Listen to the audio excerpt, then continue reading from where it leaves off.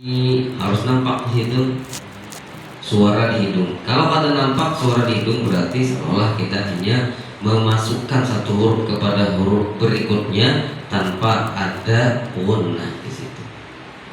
Sama saja kita menjadikan nun sukun ketemu ya tadi, faman ya'mal, menjadi huruf ya yang bertasydid saja dan tidak ada huruf nun di situ. Fa, mim, ya bertasydid. Apa kita baca? Faman ya'mal boleh, tapi dilawasi faman ya'mal, apa bedanya? Nah, makanya idgham itu ciri khasnya adalah ada gunnah di situ. Karena ada kontribusi huruf nun. Kalau kita tidak menampakkan gunnah di situ, seolah-olah di sana tidak ada nun. Karena nun dan mim sampai hari kiamat pasti adanya, ada pasti gunnahnya. Nah, khusyuknya keluar dari khusyuk. Jadi prakteknya bagaimana? Maka prakteknya pada saat masuk maka nampakkan gunnah. Nampakkan gunnah. Pada saat selesai sudah gunnah tadi, hendak mengucapkan ya, itu tidak ada lagi gunnahnya. Begini, faman ya'mal, faman itu kan gunnah itu nampak jelas. Faman, tapi ya'malnya ada lagi gunnahnya. Bila ini ada, masalah pulang kita terlalu banyak artinya.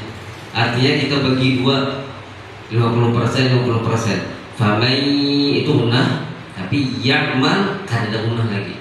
Faman ya'mal, faman ya'mal. Punya tabawan dan apa? Faman ya'mal.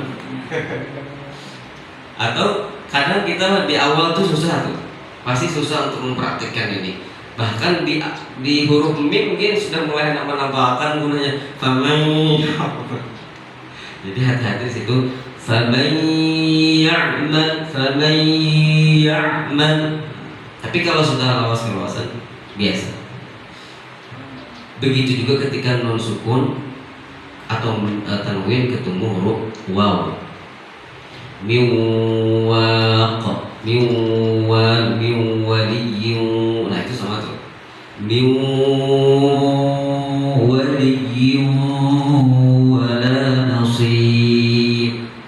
Miwaliyyu wala nasib. Hidung lah. Biwa ada lagi di hidung karena sifat wa tidak di hidung. Waliyyu ketika gunnah apa? Liyu waliyyu wala ada lagi gunnah. Bila sampai kawala gunnahnya berarti tahu 4. Lakinnaha qismun yudghama fihi bi ghunnatin biyanhu ulima. Itu insyaallah biar lebih paham daripada dulu itu. Kita lewat saja yang penting-pentingnya saja gitu. Illa idza kana bi kalimatin fala, kecuali pada saat dua huruf tersebut baik itu tanwin atau nun dengan huruf setelahnya bikin matin berada dalam satu kalimat, fala tudgham, maka tidak diidghamkan, atau fala tudghim, janganlah engkau idghamkan. Contohnya kadunya, nun yang ada dalam dunia satu kalimat, satu kata dengan huruf ya-nya. Kadunya, summa, kemudian juga sinwan, qinwan, apa lagi? Sinwan, qinwan, dunia. Ada apa?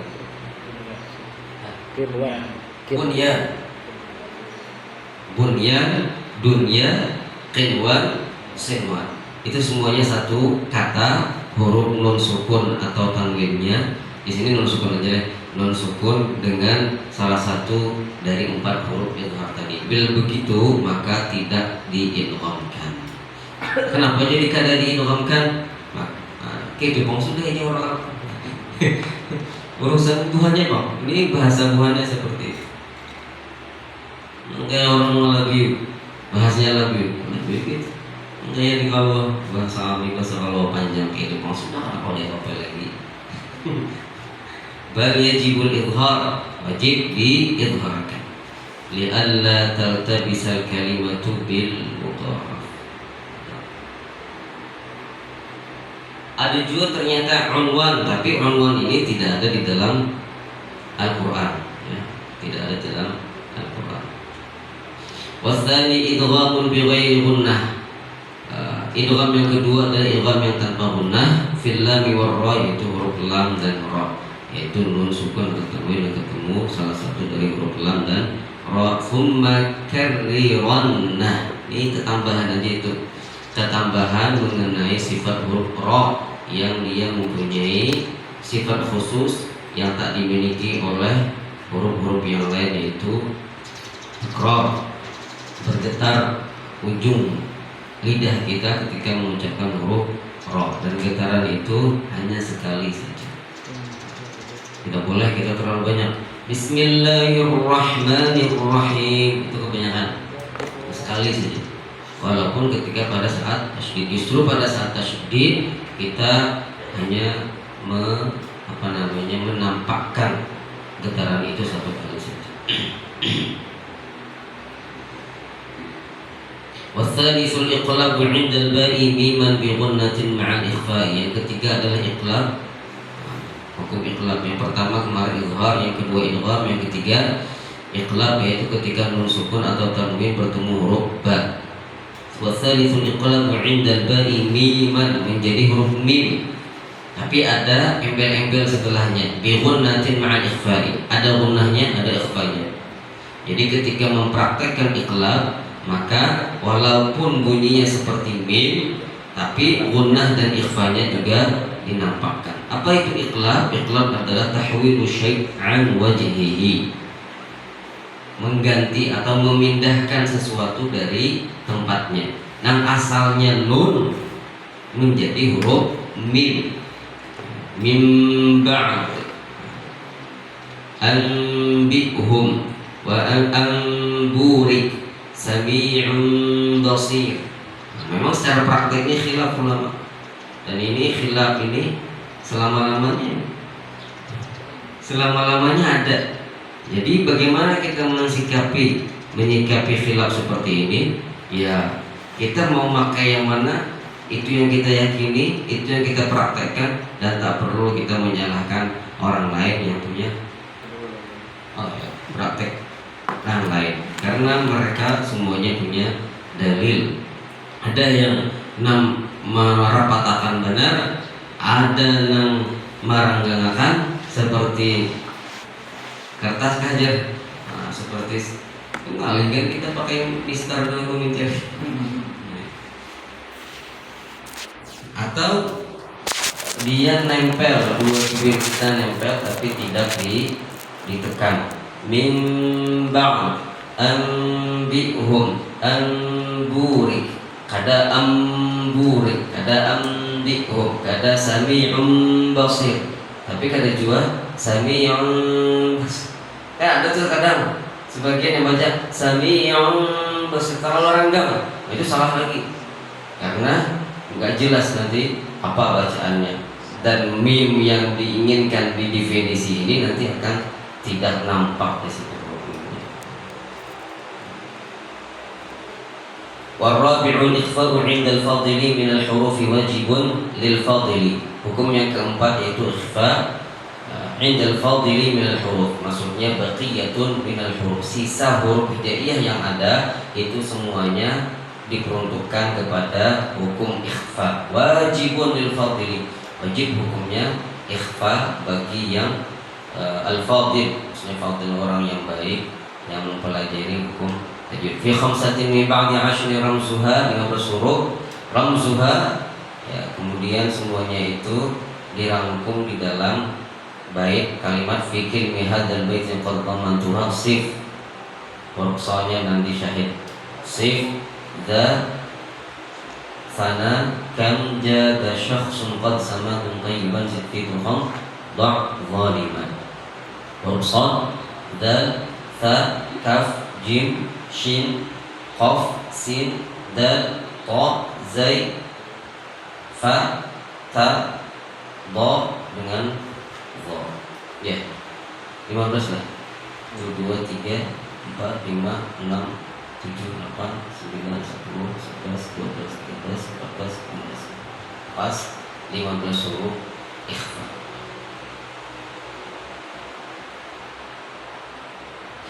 Ikhfa ini yang kadang kita mendengar masih kurang-kurang pas, kadang kita itu ini tahu aja ikhfa, ada ikhfa adna, ikhfa aqrab, ikhfa ab'ad dan sebagainya, kemarin pernah belum jelaskan.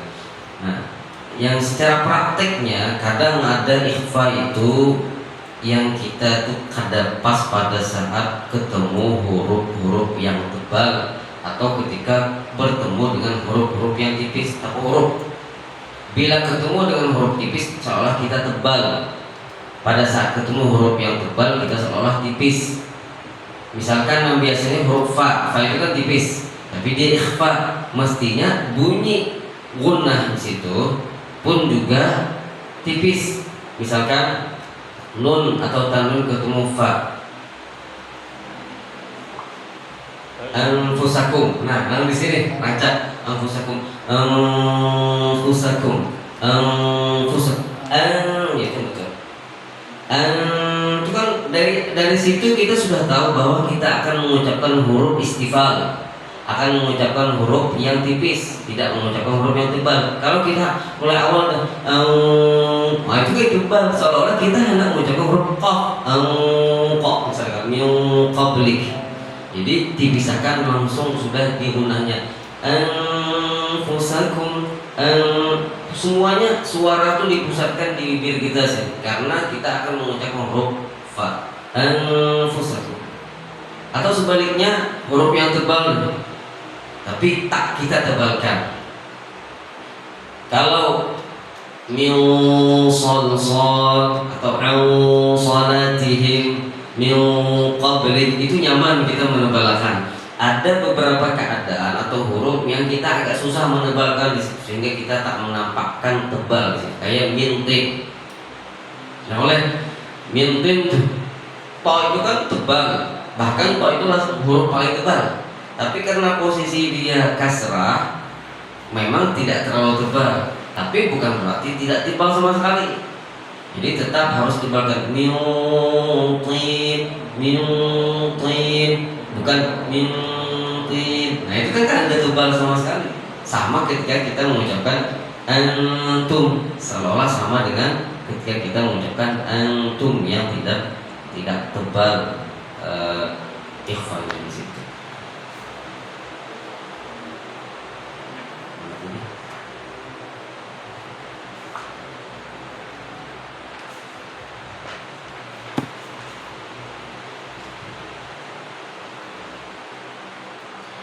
Lawan nun ketemu kaf.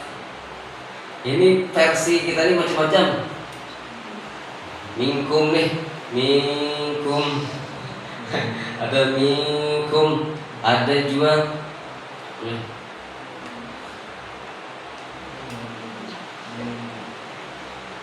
minkum, ada juga kayak tak panjangnya jadi tambah mat di situ ada ya.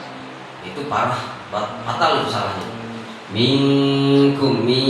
Ada kalau kita mendengar aja. Nah, jangan sampai langsung aja minkum. Tapi jangan mengkum lah. Kadang ada orang yang itu Ustaz ya itu kayak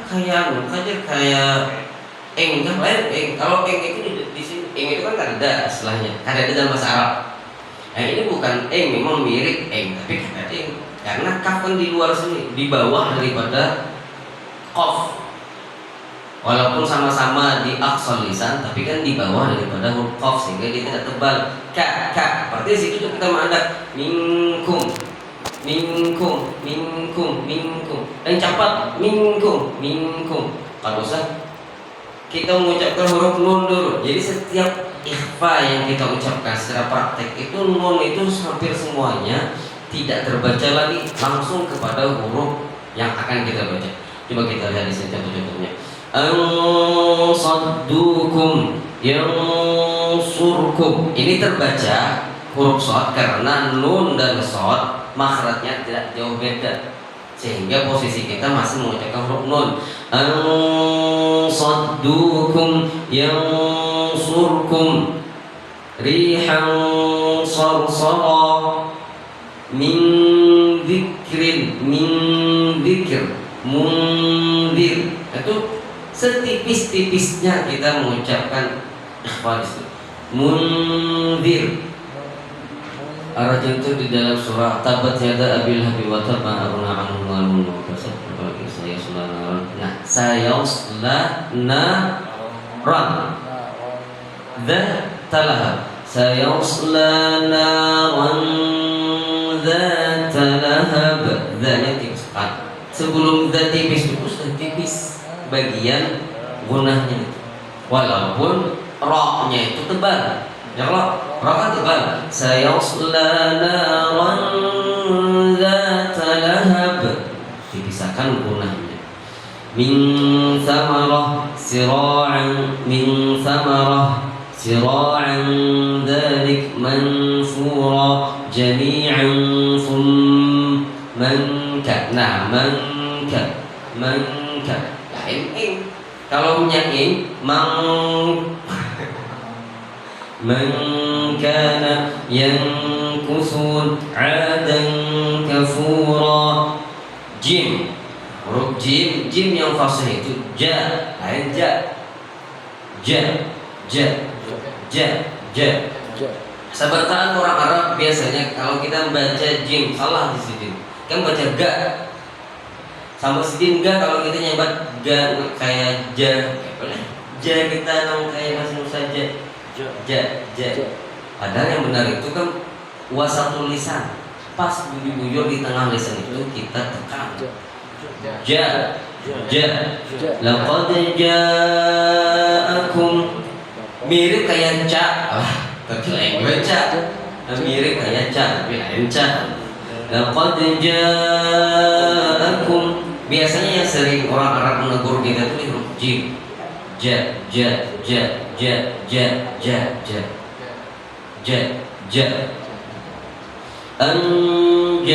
Anja'akum fa'anjaynah syai'an jannat.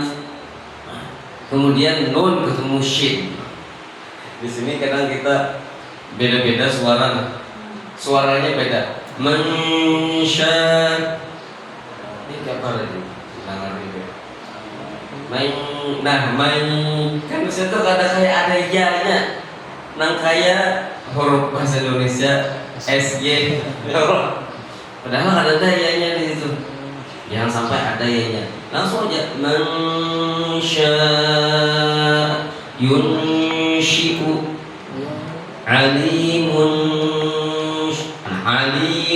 nih hati-hati nih karena nun, karena tanwin. Alimun syara'a lakum, jangan ada sampai ada ya-nya. Hati-hati benar, bila ada karena ya-nya salah kita. Lebih baik kita langsung alimun syara'a lakum.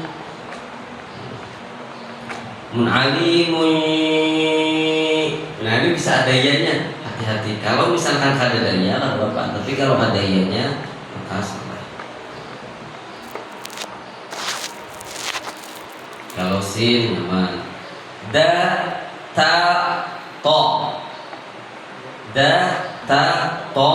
Itu prakteknya ujung lidah kita tidak nempel ketat di gigi atas, gigi seri atas. Kan dataqa makhrajnya adalah ujung lidah kita nempel ke usul akar gigi seri atas. Nah, dataqa.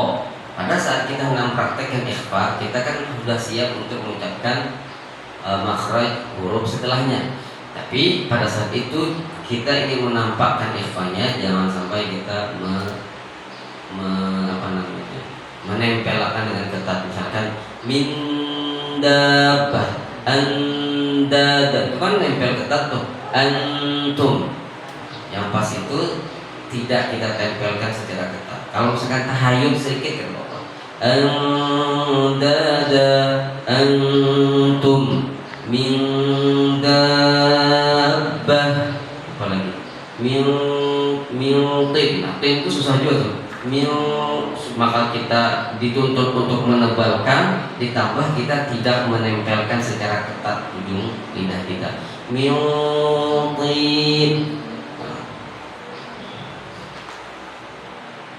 wala in ta'ifatan itu kada nempel ketat. Kalau nempel ketat kayak apa? Wala in, jadi kan nampak bunyi ikhfanya. Yang tiqut. Kalau sa itu di tengah-tengah, nyaman, kada lapah. Fa in zalaltum wa anzalna, itu nyaman. Yauma idzin zurqa. Wa in fatakum, sama dengan anfusakum tadi. Wa in fatakum fanfiru umyun yakin. Sebenarnya umyun fahum la yarji'un. Yang benar umyun langsung tipis di situ.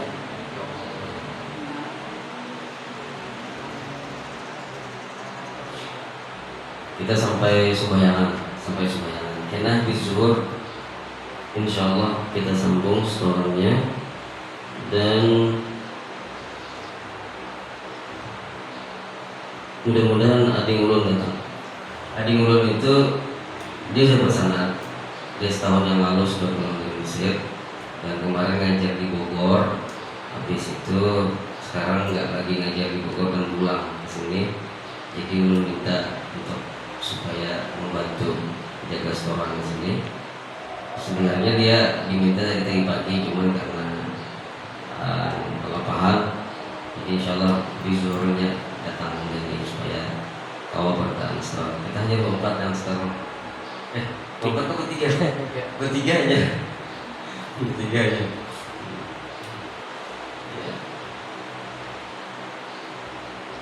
Habis pembahasan nun, sukun dan tanwin. Kemudian hukmul mim wan nun al-musyaddadatain. Hukum mim dan nun yang bertasydid. Wa ghunna miman thumma nunan syuddida wa sammi kullan harfa ghunnatin bada.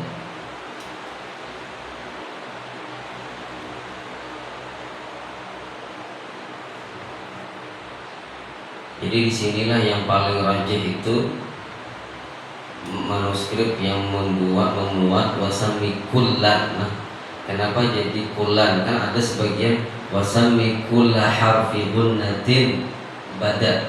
Jadi yang paling rajih itu wasami kullan, dan begitu juga yang telah kami terima dari guru kami ketika dapat ijazah ini. Kenapa jadi kullan? Karena baik itu nun tasydid maupun mim tasydid, kedua-duanya adalah huruf gunnah, begitu maksudnya. Jadi wa gunna miman thumma nunan syuddida. Gunnah di sini kan fi'il amr. Gunnahkan mim, kemudian nun yang bertasydid, wasammi dan namai kullan min mim musyaddadah wa nun musyaddadah harfa gunnatin. Namailah setiap dari nun yang bertasydid dan mim yang bertasydid harfa gunnatin, huruf gunnah, begitu maksudnya. Sehingga di sini pun juga dituliskan kullan. Ada memang beberapa di manuskrip yang tidak kullan, hanya kulla saja.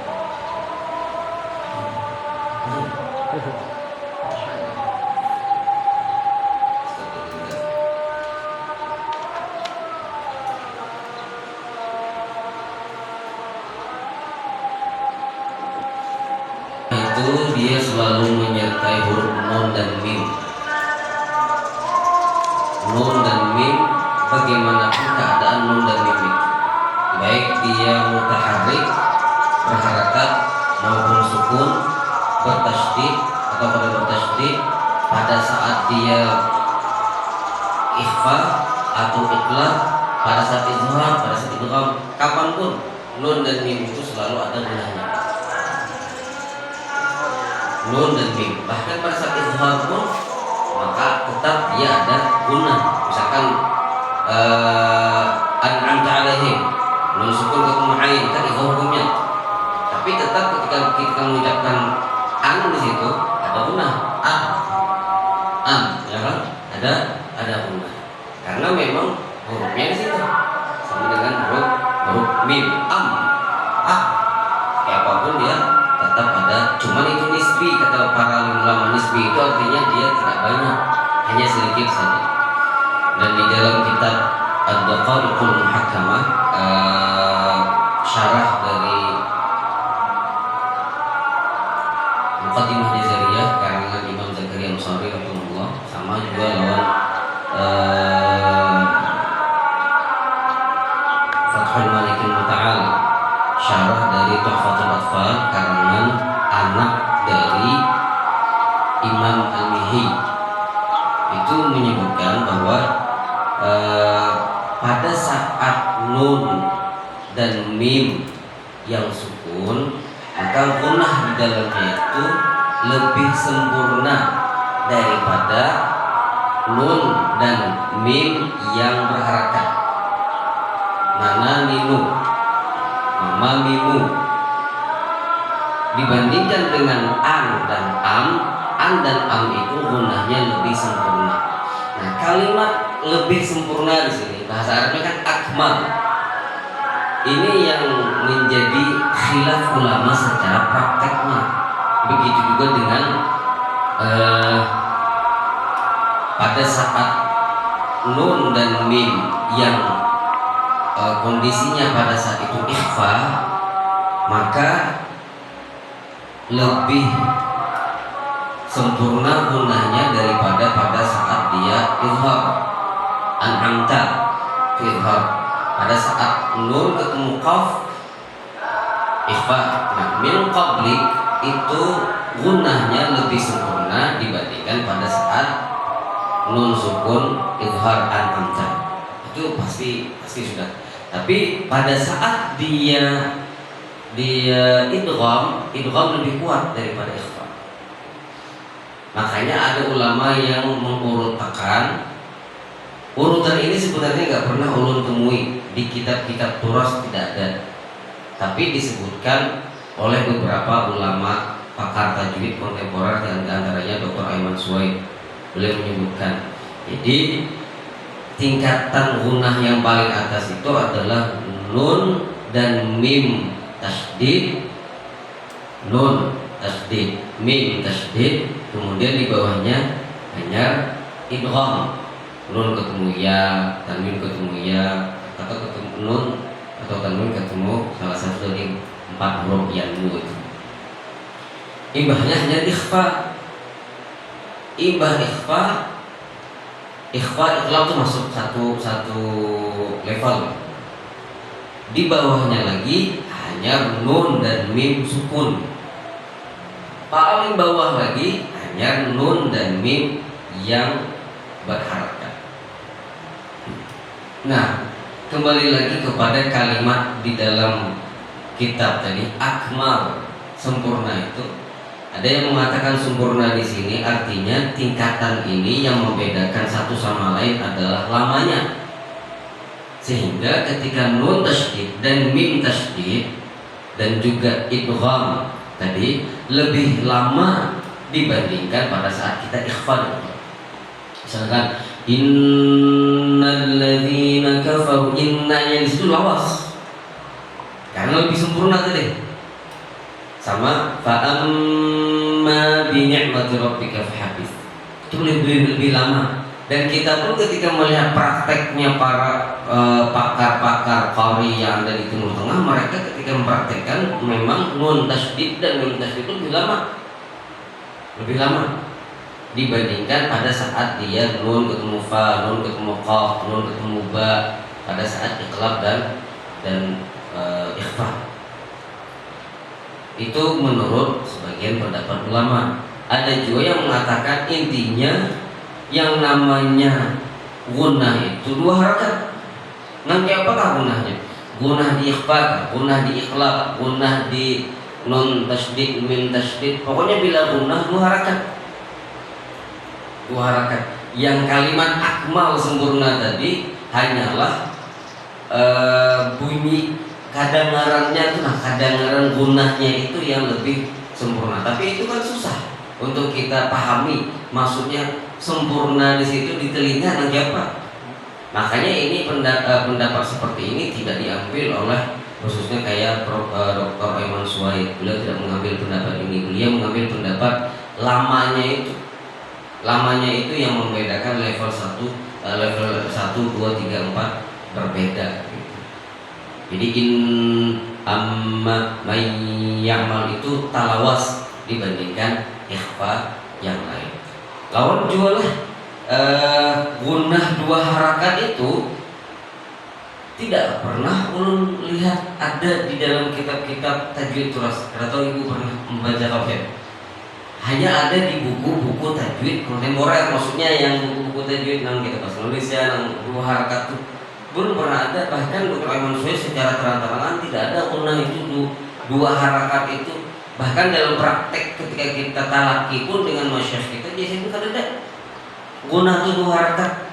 Gunah itu ya pada saat praktek itulah kita tahu berapa lama, dan orang Arab tahu berapa lama inya mengucapkan may ya'mal tadi, fa'ammal tadi, innallah tadi, anfusakum tadi. Itu yang masih menjadi perdebatan ulama. Kalau di Indonesia rata-rata orang tetap mengatakan bahwa gunah itu 2 harakat ya, gunah 2 harakat. Kalau 2 harakat sih sebenarnya terlalu cepat ya. Maliki yaumiddin itu 2 harakat. Kalau Rasulullah maliki itu 2 harakat sudah. Berarti ketika mengucapkan anfusakum gitu aja. Secara praktek ya lihat dari buah imam-imam itu kan ada jenengnya anfusakum. Ya kan? Nah, pasti lebih lama. Kita realistis saja dan lebih logis saja ketika menyikapi 2 pendapat ini. Dan ulun pribadi lebih condong kepada seperti sebelumnya saya sampaikan, kepada pendapat Dr. Aiman Suwaid bahwa lebih lama ketika inna fa'amma mayyamal. Apalagi ketika kita mengajarkan kepada orang yang baru belajar tajwid, khususnya anak-anak, itu bagus kita mustahab bahasanya kayak sunnah, mustahab bagus gitu mengajarkan anak-anak itu lamai pada saat di bagian gunah-gunah itu supaya terbiasa. Lawas nih aliman harap juga baik lah. Boleh untuk fi maqami ta'lim. Karena kita mengajarkan mereka, karena alih dan akan-akan ini kan kalau ini kita ajarkan biasa-biasa saja, kadang kita tekan tajwidnya sampai kaku aja, sampai ke kenalnya seperti itu. Tapi kalau ini dari awal kita menekan tajwidnya, insya Allah sudah terbiasa lidahnya untuk mengucapkan yang sesuai.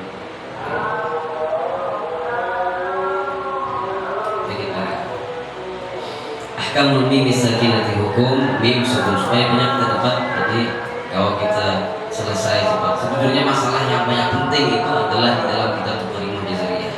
Makanya sini kita lebih cepat-cepat. Kan makhluk hukum sifat hurufnya itu lama nanti. Setiap huruf itu makhluknya dan kita praktek lagi setiap hurufnya. Itu yang paling susah kan, makhluk sifat. Lalu nanti ada bagian-bagian tertentu yang berbeda, tambihat-tambihat dari Imam Jazariyah. Wal mimu in taskun tajid qabla al-hijala alifin layyinatin bidil hijab ahkamuha thalathatun liman dabat ikhfa'u idghamun wa idharun faqat. Intinya ketika mim sukun bertemu dengan salah satu daripada huruf hijaiyah selain alif ya, selain alif. Karena alif kan ini tak bisa berdiri sendiri meskipun dia dimasukkan di bagian huruf hijaiyah. Ya boleh, huruf hijaiyah itu kan 28 aslinya. 15 ikhfa, 12 idhar wa idgham, 27 sudah itlaq sebutin 28. Nah, kita masukkan juga huruf alif jadinya 29. Bacaannya 29, tapi yang dipraktekkan dalam tajwid yang ada hukum-hukumnya itu yang 28. Alif itu hanya sebagai pelengkap saja karena dia tak bisa berdiri sendiri, hanya tanda panjang. Nah, tanda panjang. Ada huruf lain dia bisa ada huruf lain dia tidak bisa berdiri sendiri. Ahkamuha thalathatun liman dabat. Mim sukun ketemu salah satu daripada huruf hijaiyah maka hukumnya ada 3. Liman dabat maksudnya dibagi menurut ulama, para ahli tajwid, ikhfa ikhfa'u idgham wa idhar faqat, hanya ikhfa, idgham dan idhar saja. Yang pertama fal awwal ikhfa'u 'inda al-ba'i wa sammihi syafwiyyah lil qurra'i.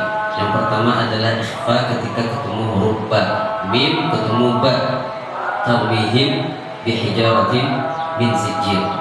Mim ketemu huruf ba disebut dengan ikhfa syafawi, makanya beliau sebutkan wasammihi, dan nama ilah dia dengan syafwiyyah lil qurra. Aslinya syafawi itu, tapi karena lidaruratin nazam, karena ini nazam, sehingga disukunkan fa-nya.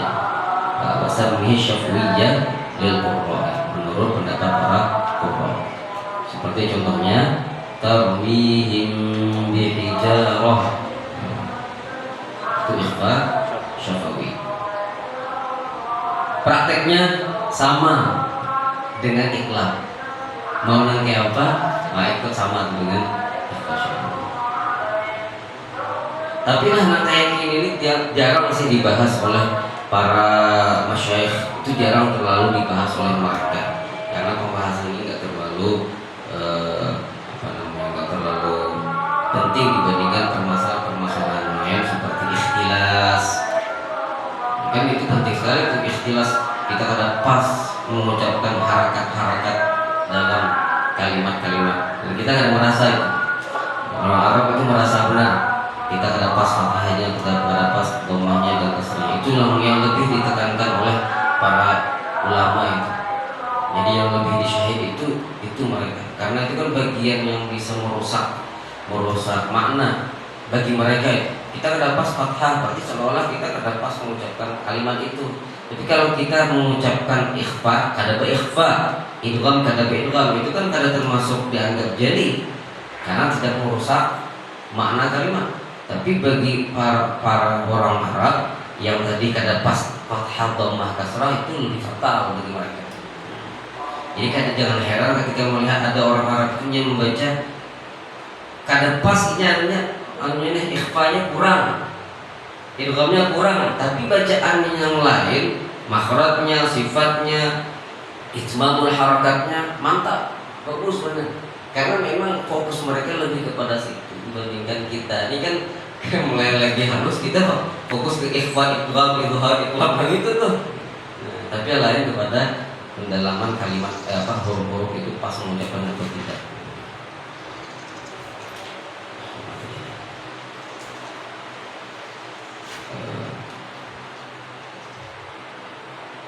Wasani idghamun bimithliha atau wasami idghaman saghiran ya fatha. Yang kedua adalah idgham bimithliha. Bimithliha itu artinya mim sukun ketemu huruf mim, sama pada mim ketemu. Atau wasami idghaman saghiran ya fatha. Dan nama ilah idgham ini dengan idgham saghir ya fatha, wahai pemuda. Maksudnya idgham saghir itu kan ada idgham saghir, ada idgham kabir. Idgham saghir adalah ketika huruf pertama sukun dan huruf kedua mutaharrik berharakat. Ketika kedua-duanya berharakat disebut dengan idgham kabir, dan itu tidak ada dalam pembahasan riwayat Hafs sebenarnya, hanya tambahan saja. Watsalitsul idharu fil baqiyah, dan hukum yang ketiga adalah idhar fil baqiyah. Fil baqiyah itu sisa huruf yang ada selain huruf mim dan huruf ba tadi. Berarti selain mim, ba dan alif, berarti sisa 26 huruf lagi, semuanya adalah huruf idhar syafawi. Min ahrufin wa sammiha syafwiyyah. Boleh syafwiyyah, boleh syafwi, tapi yang belum terima dari syekh itu syafwiyyah. Yang aslinya syafawiyah, tapi karena nazam jadinya syafwiyyah. Nah, yang terakhir ini yang paling penting. Wahdar lada wawin wafa an takhtafi.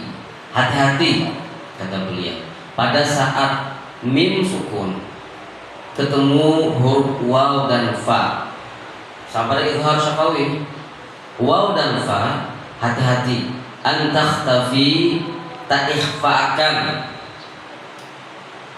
ikhfakan liqurbiha, karena kedekatan makhraj huruf mim dan waw, walittihadi, dan juga kesamaan makhraj huruf fa dan huruf mim.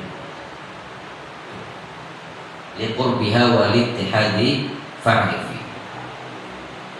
Ini maaf, terbalik. Kalau ini nyambat kedekatan huruf waw dengan mim. Waw dengan mim itu sama makhrajnya. Jadi yang dekat itu waw dan mim dan fa. Mim dengan fa dekat makhrajnya. Memang mereka semua adalah huruf-huruf syafi'iyah, huruf-huruf yang di bibir, tapi kan dianggap dekat karena fa pengucapannya seperti yang kita tahu fa dan ma. Jadi agak dekat saja, tidak disebut dengan sama. Tapi kalau waw dan ma itu sama makhrajnya, walaupun waw itu harus dimonyongkan ke depan. Karena dia dekat atau satu makhraj, huruf mim, waw dan fa ini sama-sama pada syafatain, maka di situ kadang ada orang terikhfakan. Contohnya siratal ladzina an'amta 'alaihim ghairil maghdubi 'alaihim walad. Terlewasi di situ mimnya. Padahal jelaskan huruf mim tadi sukun, hanya huruf waw disebutkan. Hati-hati kata beliau, jangan sampai terikhfakan. Fa'rifi, pahami yang demikian itu. Cukup sampai di sini. Wallahu a'lam bishawab. Nanti kita sambung di pembahasan ahkamul lam al lam fi'il, dan mudah-mudahan secepatnya kita menyelesaikan Tuhfatul Atfal. Yang belum